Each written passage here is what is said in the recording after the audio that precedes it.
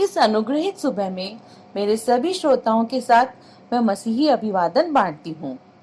आज की सुबह में परमेश्वर के वचन का जो भाग हमें मिला है वह है गलातियों 3 अध्याय का 13वां वचन। मसीह ने जो हमारे लिए शापित बना, हमें मोल लेकर व्यवस्था के शाप से छुड़ाया, क्योंकि लिखा है, जो कोई काट पर लटकाया जाता है वह शापित है। पढ़े हुए इस भाग में से पवित्र आत्मा हमसे जो कहना चाहता है वह है, सारे शापों से हमें मोल लेने वाला यीशु मसीह। जी हाँ, ध्यान दीजिए, यीशु मसीह को क्रूस पर चढ़ाए जाने के द्वारा हम पर जितने भी शाप थे वे हमेशा हमेशा के लिए हमसे दूर हो गए हैं। यीशु मसीह ने हमें मोल ले लिया है।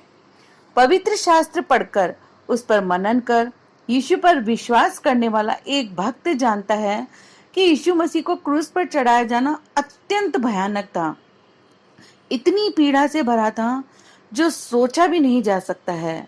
वह सब यीशु मसीह ने क्रूस पर सहा। डंडों की मार से शरीर घावों से भर गया और कोड़े पड़ने से शरीर से खून की धाराएं बहने लगी। हथेलियों और पैरों पर कीलें ठोकी गई। इस प्रकार अत्यंत पीड़ा को सहने से और भी बढ़कर प्रभु यीशु मसीह के सिर पर कांटों से बना एक मुकुट रखा गया। सैनिकों ने यीशु मसीह की जय जयकार लगाकर उसका मजाक उड़ाया। इस प्रकार थी वह असहनीय पीड़ा और निंदा जो प्रभु यीशु मसीह ने सही थी। अगर रोमी सैनिकों से पूछा जाए कि क्या था यीशु मसीह के सिर पर कांटों का मुकुट रखने का अर्थ, तो वे कहेंगे कि पिलातुस महायाजक और सभी यहूदियों से और वहां मौजूद सभी लोगों से यीशु मसीह ने कहा था कि मैं राजा हूं, इसलिए उसके जवाब में उन्होंने यीशु मसीह के सिर पर कांटों का मुकुट सजा कर रखा था। यहूदियों के राजा की जय हो कहकर उसे चांटे मारकर उसका मजाक उड़ाया था। मेरे प्रिय श्रोताओं, याद रखिए कि अगर सिर्फ यीशु मसीह की निंदा करने और मजाक उड़ाने के लिए ही सैनिकों ने उनके सिर पर कांटों का मुकुट रखा था, तो उसमें एक रहस्य छुपा है कि कांटों का मुकुट पहनने वाला यीशु वास्तव में हमारे शापों को उठा रहा था। उत्पत्ति की पुस्तक के 3 अध्याय के 17वें और 18वें वचनों में आदि में अदन की वाटिका में आदम और हव्वा के द्वारा किए गए पाप के कारण यहोवा मनुष्य से कहते हैं, तूने जो अपनी पत्नी की बात सुनी और जिस वृक्ष के फल के विषय में मैंने तुझे आज्ञा दी थी कि तू उसे ना खाना, उसको तूने खाया है, इसलिए भूमि तेरे कारण शापित है।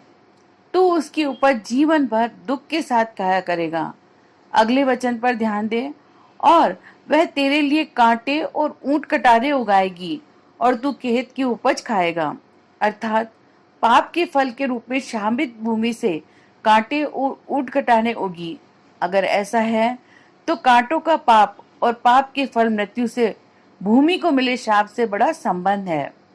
उन कांटों से प्रभु यीशु मसीह के सिर पर जब मुकुट रखा गया तो मानव राशि के पाप और शाप को साक्षात ख्रीस्त उठा रहा था।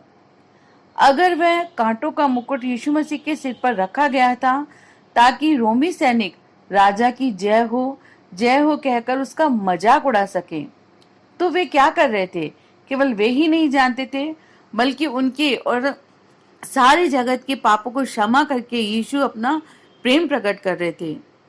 प्रिय श्रोताओं, ध्यान दें, यीशु बस एक राजा मात्र नहीं, बल्कि यीशु राजाओं का राजा है। केवल यीशु ही है संसार को छुड़ाने वाला। हमें छुड़ाने और बचाने के लिए यीशु ने जगत के शाप, मृत्यु, पीड़ा, दुख, पाप और सारी लज्जा को क्रूस पर उठा लिया। यीशु ने पूरे मन से हमारी जगह ले ली। हमारी जगह पर यीशु मसीह क्रूस पर चढ़ाए गए। पिता की इच्छा के अनुसार अपने जीवन को समर्पित करते हुए हमारा कर्ज चुकाकर यीशु मसीह ने हमें मोल ले लिया।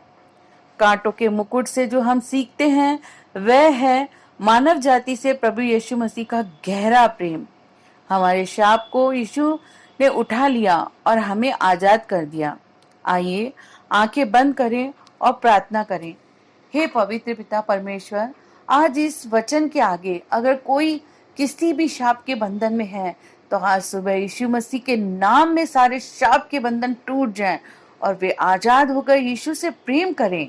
सेवा करें, यीशु के गहरे प्रेम को चख कर जानने पाए। आपने हमें मोल लिया है और हम आपके हैं, इसलिए आपके नाम को ऊंचा उठाते हैं। सारी महिमा, आदर, सम्मान आपके नाम को देते हैं। यीशु मसीह के बड़े सामर्थी नाम से प्रार्थना मांगते हैं, आमीन। आप सभी का दिन अनुग्रहित हो। जय मसीह की।